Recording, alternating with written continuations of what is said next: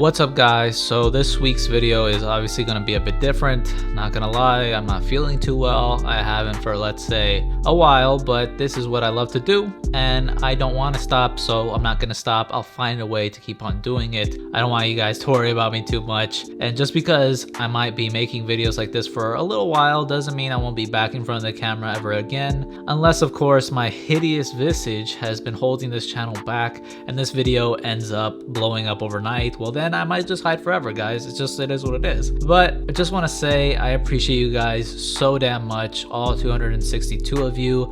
Thank you for caring enough to subscribe, and all of you who find time to tune in. It means more than you could ever know. Now on to task at hand. Loki episode 3 dropped and I have to say it was great. We get outstanding action, like serious action. I didn't expect being as good as it was. Amazing cinematography and set design, and a huge progression from even the last episode in terms of that, and some pretty interesting revelations and concepts. You thought Loki and Mobius was a good combo? Just wait till you see Loki and Sylvie. I swear, Disney Plus can make you fall in love with just about anyone, even yourself, which is, you know, sometimes hard for people to do, I must admit. But there's legit Loki and Sylvie shippers now, which hey, I'm not mad at, if I'm being honest guys. So of course I'll go through the main story and then to the stuff I didn't like, then from there the stuff I liked and some of the Easter eggs I saw, interesting moments and speculations for the next episode. Make sure to support your boy by subbing, like the video, turning on notifications so YouTube doesn't hide my shit from you guys like it loves doing, and share if you'd be so kind. With that out of the way,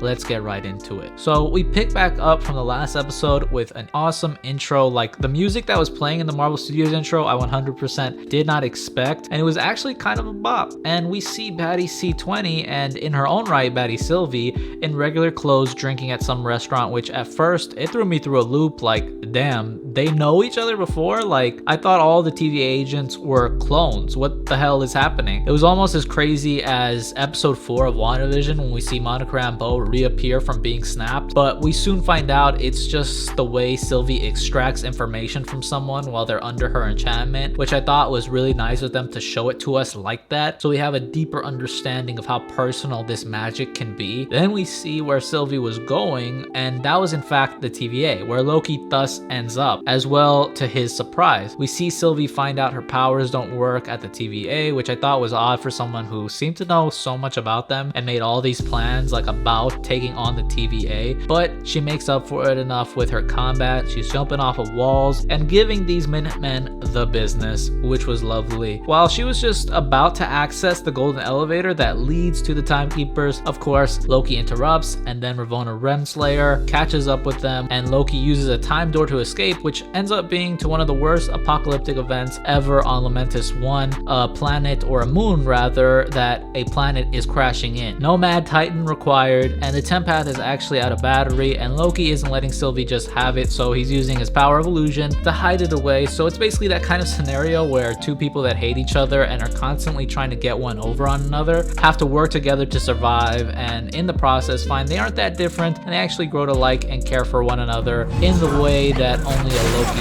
could. The rest of the episode is them trying to find a significant energy source to recharge the Tempath, which guys, if there was ever a comic concept starter pack, if you guys remember the whole starter pack thing, that would be one of my things that would be on the starter pack. It would be like 5% on my phone or anything, and then I'd be like, oh, do you have a charger, bro? That would be me. And basically they find out an arc is set to leave the planet with a powerful enough energy source to charge it up, so they sneak their way onto a train for the elite and actually have a very deep convo about their mothers, love, and we get to see some of the walls come down with both of them. Loki really was a mama's boy, and this really adds to humanizing him. I mean, his like love for Frigga and the love that Frigga gave to Loki, being, you know, adopted son, like that was very beautiful, and you can tell like that's where you ground Loki, like in his love for his mother. So I really like that. And we find out that, you know, Sylvie wasn't able to experience her mother, which is also another thing. They'll fill in certain gaps for each other, I think, as the episodes progress. And we find out that Loki is actually bi, and by that I mean it's just been said out loud to be confirmed for the general audiences. Lots of people are hyping this up while others are mad about it. My personal opinion is I get what they're doing. I see the intent, especially with it being Pride Month. An even better way to pander to the LGBT community. Like, Loki's been in the MCU for like 10 years and they choose now to do that, which I think, honestly, if I'm being honest and not just being critical, I think it's better for representation, since Loki has been a fan favorite character because he was such a good character. We all loved him, and that's because he was a villain. Like, he just breaks so many of the molds.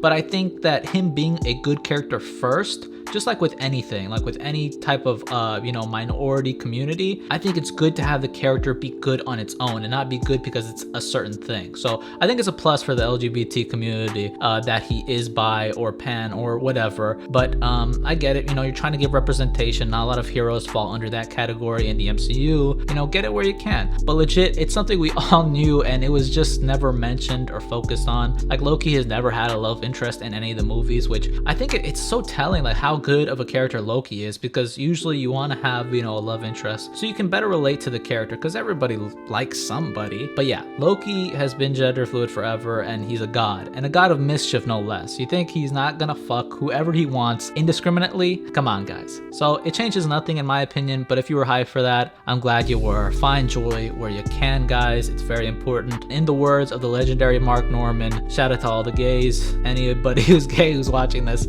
shout out to y'all. Anyway, on the train, they're found to be imposters. They get into a dope fight where Loki gets to show off some of his new powers and his fighting skills.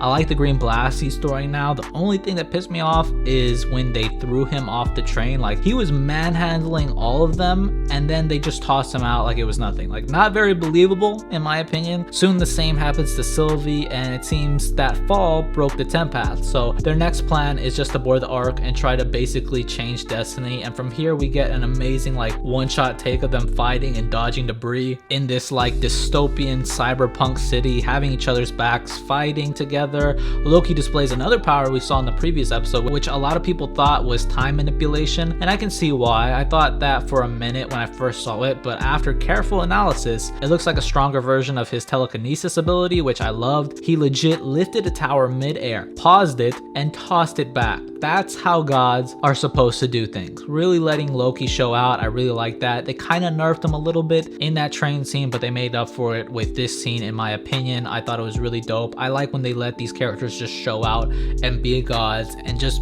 go all out. Leave the fucking nuts on hanging on the table, But to no avail, the Ark gets destroyed during takeoff by the planet, and the episode ends with all hope lost and doom looming. And when the episode ended, I was like, no way. They ended on such a blue balls cliffhanger, which only builds up the anticipation for the next episode, which is very smart. But damn, I need it to be Wednesday like yesterday, It has to come already. I need it already. I needed it. I've been needed it, guys. As far as things I didn't like about the episode, the only real thing is Loki getting tossed so easily. And if I had to be super nitpicky and annoying as shit, I would have liked to have seen more alien life. I would expect, like, you're on this far off planet in the future, we would get to see, I guess, less humanoid type aliens. But it is what it is. Really not a big criticism, not a lot to complain about. So let's get into all the things that I actually loved. That intro was pure fire and a bop. The cinematography was on point. I love the purple and green / blue lighting in this episode. The lighting was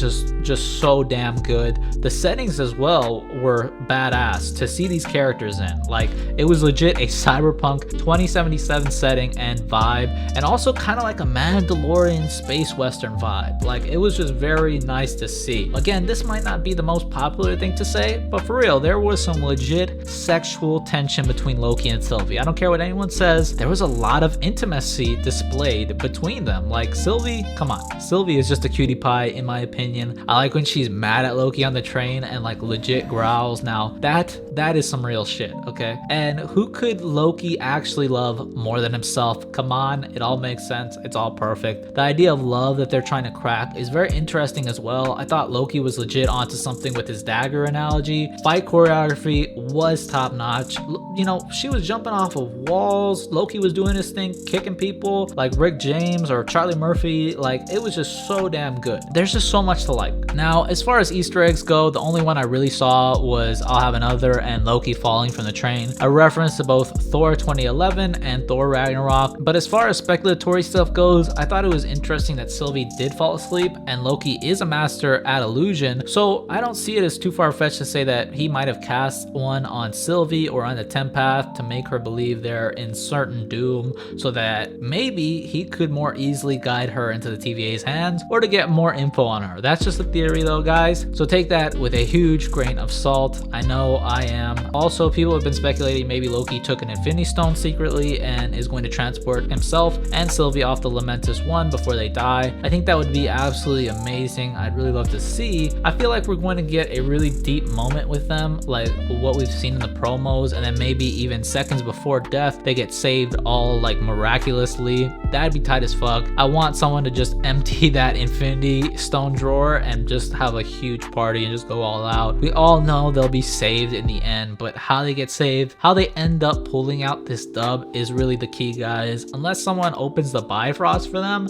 in that case I'd die. But yeah, I think, you know, some crazy's gonna happen. At least I hope so. Okay, next episode looks like we'll be getting our official and legit backstory of Sylvie and why she has the beef with the TVA and why the TVA has the beef with her, because it looks like they get her from a very young age. So what the fuck did she do when she was a young kid that, you know, like had the TVA on watch? So that's gonna be interesting to see, and hopefully they put the TVA agents on game that they're all really variants and they had lives before, because that's gonna piss them off. Okay, what if, who knows, maybe Casey was a fisherman in his past life? We shall see. Let me know some of your guys' predictions for episode 4. That's when the shift of perspective will start happening, and I'm betting it's when the TVA starts being viewed as the real villains. I'd love to hear from you guys. All in all, I hope you guys are doing well, and if not, I hope you start feeling better soon. Honestly, guys, I appreciate the fuck out of all of you. I have a comic review with myself in front of the camera already recorded from a while back. That will be up, but as I said, I might not be back on camera for a minute, but I do intend to be back. And that's pretty much it, guys. If you liked the video, leave me a thumbs up, comment down below, and if you want, subscribe. I always appreciate it, and I appreciate you guys. Thank you so much for watching, and I'll see you in the next one.